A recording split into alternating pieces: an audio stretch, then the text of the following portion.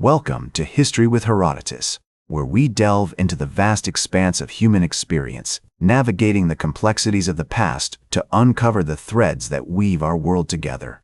Today, we embark on a fascinating journey through the annals of time, exploring one of history's most captivating tales, the rise of the Mongol Empire.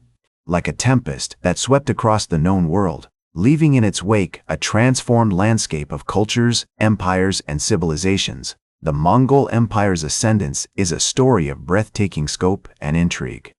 To grasp the essence of this phenomenon, we must first immerse ourselves in the world from which it emerged. The early 13th century was a time of great fragmentation across the vast steppes of Central Asia and Eastern Europe. Tribal groups, often at odds with one another, inhabited this expansive territory. Among these, the Mongols were just one of many, their name barely whispered beyond their immediate borders. Our narrative begins in the late 12th century, amidst the harsh yet majestic landscapes of Mongolia. It is here that we find Temujin, a young man of remarkable cunning, bravery, and vision. Born around 1162 AD, Temujin's early life was marked by hardship and loss, his family abandoned by their tribe and left to fend for themselves. This difficult beginning would forge in him a resilience and determination that would eventually change the course of history. As Temujin grew in strength and influence, he began to attract followers, bonding them together through a shared vision of unity and conquest. His military prowess and innovative tactics, which emphasized speed, surprise, and the integration of different tribal skills, soon made him a formidable leader. The name Genghis Khan, or universal ruler, would eventually be bestowed upon him, reflecting his ambition to unite the warring tribes under one rule. The backdrop against which Temujin's rise occurred was complex. The Jin dynasty in China, the Tongats of Western Xia, and the Muslim kingdoms to the west were all major powers with whom the Mongols would eventually clash. However, initially, Temujin's focus was on consolidating power among his own people and neighboring tribes. Through strategic alliances, clever diplomacy, and, when necessary, ruthless suppression, he gradually expanded his influence. A pivotal moment in this formative period came with the Battle of Keraluan River in 1211, where Temujin faced off against the combined forces of the Merkid and Naiman tribes.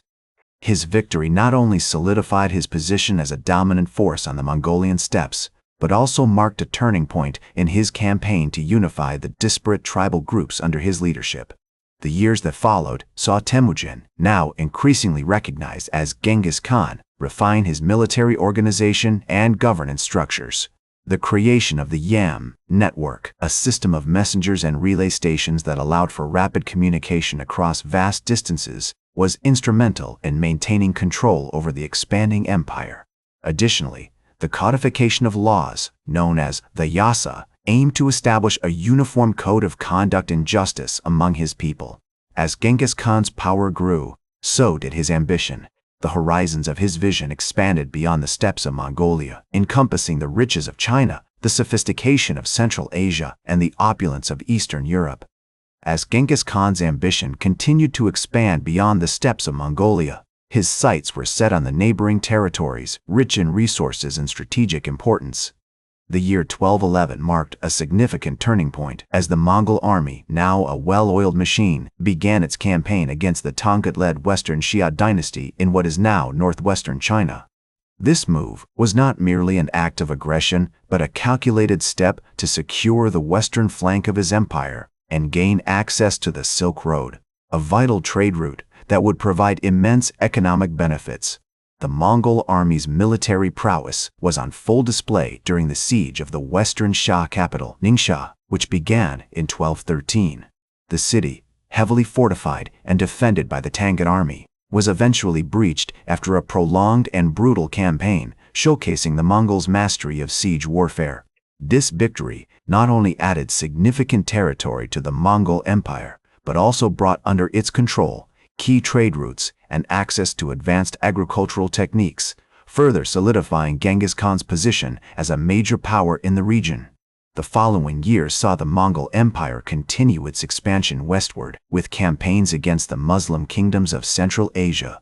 In 1219, the Mongol army invaded the Khwarezmid Empire, which encompassed present-day Uzbekistan, Afghanistan, and parts of Iran. The campaign was marked by brutal efficiency, as city after city fell to the Mongols, including the capital, Samarkand, in 1220.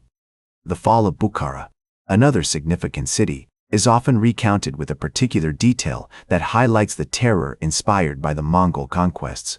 Upon entering the city, Genghis Khan ascended the pulpit of the main mosque and declared, "The countryside is empty, and my horses are hungry," a statement that encapsulated the devastating impact of his campaigns on local populations.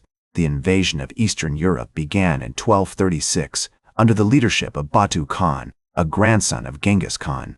The Mongol army swept through present-day Russia and Ukraine, defeating combined forces of Russian princes and European knights at the Battle of Sit River in 1238. This campaign culminated in the siege and sack of Kiev in 1240, an event that left the city in ruins and marked the end of Kievan Rus' as a dominant power in Eastern Europe. Throughout these campaigns, the Mongols employed their characteristic tactics: lightning fast, mounted archery, clever use of spies and scouts to gather intelligence, and a policy of either incorporating defeated peoples into their empire or annihilating those who resisted. This approach allowed them to conquer vast territories with relatively few soldiers, relying on local forces to administer newly acquired lands, and on the fear inspired by their military prowess to maintain control. The administrative genius of Genghis Khan was also evident in his establishment of a unified system of governance across his empire. The Yam network, which had been instrumental in maintaining control over the Mongolian steppes, was expanded to cover all conquered territories, enabling rapid communication and the efficient administration of justice, taxation, and military mobilization. This system, combined with the Yasa code of laws, helped to create a sense of unity and stability across the vast expanse of the Mongol Empire, facilitating trade, cultural exchange, and the free movement of people. As the Mongol Empire continued to expand, it eventually reached its peak during the reign of Mongol Khan, a grandson of Genghis Khan, who ruled from 1251 to 1259. During this period, the empire was divided into four main khanates: the Yuan dynasty in China, the Golden Horde in Russia, the Chagatai Khanate in Central Asia, and the Il Khanate in Persia. Each of these khanates played a significant role in shaping the regional politics, culture, and economy, with the Mongols acting as a unifying force that facilitated trade, cultural exchange, and the spread of ideas across vast distances. One of the most notable later events in the history of the Mongol Empire was the invasion of Eastern Europe by the Golden Horde, led by Batu Khan, which culminated in the Battle of Legnica in 1241. Although the Mongols ultimately withdrew from Eastern Europe, their campaigns had a lasting impact on the region's politics and culture. As the medieval historian Matthew Paris observed, "The Tartars, or Mongols, are a people most savage and unfeeling, who delight in shedding human blood, and whose very name strikes terror into the hearts of all who hear it."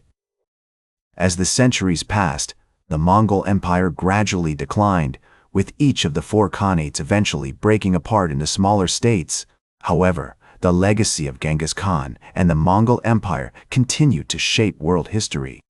The empire's extensive trade networks, which stretched from China to Europe, played a significant role in the development of global commerce, while its military tactics and administrative systems influenced the course of warfare and governance for centuries to come.